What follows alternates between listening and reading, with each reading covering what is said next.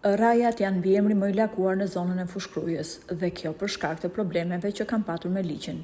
Ato din të bëhen lajmi i ditës, por kanë edhe një aftësi të jashtëzakonshme që të lëvizin gurët e duhur dhe pas disa kohësh të arrijnë rezultate të arta, duke bërë që të bien të gjitha akuzat e bëra ndaj tyre. Mjafton të kujtojmë të kaluarën e djalit të deputetit, Recep Raja, ndaj të cilit e dashura hodhi një lumë akuzash për mënyrën se si ai i kishte keq trajtuar dhe për faktin që policia nuk i merrte kallëzim asaj. Por çuditërisht, vetëm një javë pas kësaj deklarate, ajo doli përsëri në media dhe mohoi çdo gjë që kishte thënë, duke justifikuar se nga debati që kishte patur me partnerin, kishte thënë gjëra të pavërteta. E dashura tërhoqi akuzat, djali i deputetit fitoi lirinë. Por pa kohë më vonë, sjellja e papërgjegjshme e tij i kushtoi të Atit mandatin e deputetit. Rama Raja dorëzoi mandatin dhe dha dorëheqjen nga të gjitha funksionet publike.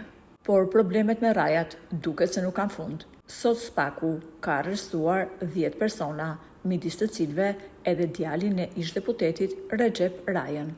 Por kush e ka tradhuar djalin e ish-deputetit? Burime pranë prokurorisë bëjnë me dije se atë e ka tradhuar Bukuroshja. Kjo ishte nofka që grupi i kishte vënë rrjetit SKJCC kur bënin biseda për të transportuar lëndë të ndaluara. Shpesh në përgjime dëgjohet të thonë: lidhemi me Bukuroshën ose lidhemi me Bishën. Me këtë, ato nënkuptonin SKJCC. Nga përgjimet e kryera nga SPAK kanë dalë detajet ronditse në lidhje me këtë grup, ndërkohë që Bukuroshja ka çuar pas hekurave jo pak, por plot 10 vetë të këtij grupi, ndërsa 4 të tjerë janë shpallur në kërkim.